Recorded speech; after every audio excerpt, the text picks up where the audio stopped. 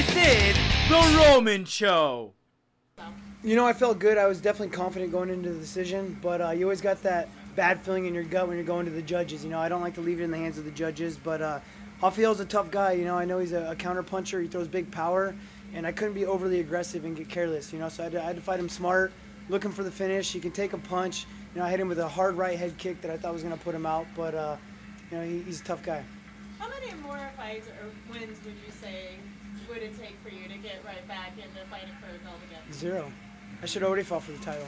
I want my belt back. I feel like it's rightfully mine anyways. I feel like I won that fight, so I think I'm ready for it now. Was there any discussion at all about a rematch? Obviously, maybe with the favorite fight right away, but you know. Yeah, there was definitely discussion. I went and met with the UFC, and they thought I won that fight, you know, and so I thought I had it on lock that I was going to get the rematch, but unfortunately it didn't go down that way. You know, it was Uriah's turn. They figured that, you know, his name carried him into a title fight, so you got to roll with the punches. I got to get a win back over a guy that I lost to 3 years ago that I felt another split decision that I shouldn't have had. So you think next should be definitely the title shot? 100%, yeah. I'm shooting for that title. What's different in the rematch with Dominic? You know, I got to go in there and do the same thing, just a little bit better. You know, like I said, I feel like I won that fight. There's things I definitely got to change up. You know, and no matter with what fight, this fight here, you know, there's definitely things that I should have done better. You know, I should have finished him. You know, there's definitely I'm a better fighter than that even, and I'm going to go in there and prove that when I get my title shot. Was there anything that surprised you in the fight with Assuncao in the rematch? No, it's kind of expected. You know, he threw some kicks, threw some good kicks, some good spinning heel kicks and stuff. They were pretty fast, but we trained for all that. You know, I trained to counter his kicks and knew he's a counter fighter. I had to stay outside of his power and touch him up a little bit. You know, not go in there for the big punch. I know it was a little while ago, but what does it feel like to get reprieve? It feels really good, man. It feels real good to get that win back that you felt you already had and kind of got robbed of. You know, so I'm going to continue to get them all back. Does it feel like it comes in a good time where, like you said, you're looking ahead, you want that rematch again? Yeah, I mean, I'm looking ahead now. I mean, I definitely wanted to during camp, but it was hard. You know, I had to make sure to focus on Raphael. You know, I wanted to think about fighting for that title, but I had to make sure to take one step at a time, really focus on Raphael, because if I looked past him, I would have lost this fight. Being a Sacramento guy, they're opening a brand new arena in October. Is that something you'd like to help christen right there? That'd be awesome, man. I mean, absolutely. I mean, it's very close to home. You know, Angels Camp's about an hour and a half from Sacramento, where I grew up, and so my whole hometown would be there, so it'd be awesome. Yeah. It seems like if Dominic defends his title next, they'll be on that UFC Vancouver card. That's kind of, you know, they wanted to add a championship. His next title fight's gonna be in Vancouver, you think? Possibly. Well, then I'm gonna be in Vancouver. That's what I was gonna say. You know, well, I was gonna ask because you're supposed to fight in Montreal against Barao, and that didn't happen. Is fighting in Canada something you're pretty excited about?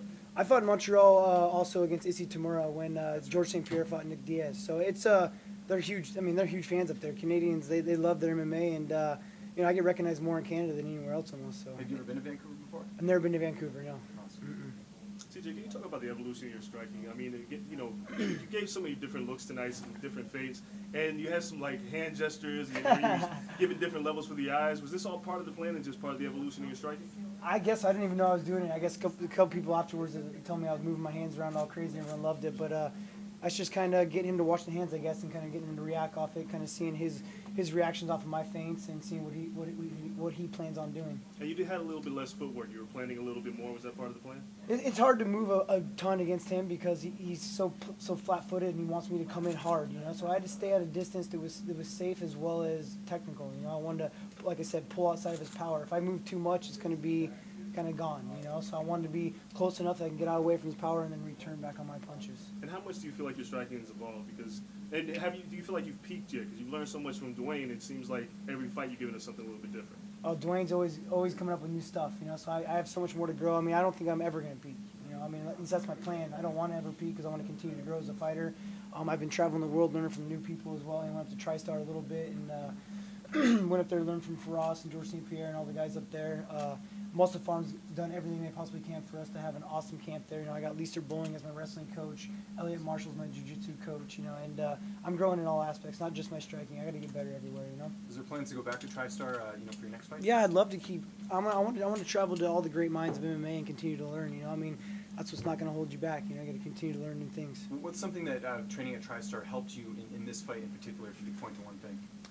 You know, just new looks with guys my size, and then also, you know, for us, kind of helping with the mental aspect of things, and just kind of seeing some of the best in the world how they work out as well. You know, I mean, you got to take a little bit from everywhere you go. I mean, everyone's got something to teach. I don't care if you're from the bottom of the totem pole to the top. You know. Was he much different the this time fighting? I don't know. I mean, he did what I expected, I guess. You know, I mean, he was fast and powerful and had some good takedown defense. You know, but kind of what I expected. To pitch that shutout, did that go about as expected? The shutout? Yeah. Yeah. I mean, I was hoping to knock him out, but yeah, I mean, I knew that I could win every round. Absolutely. When you threw that right, you got him the first time. The second one dropped him.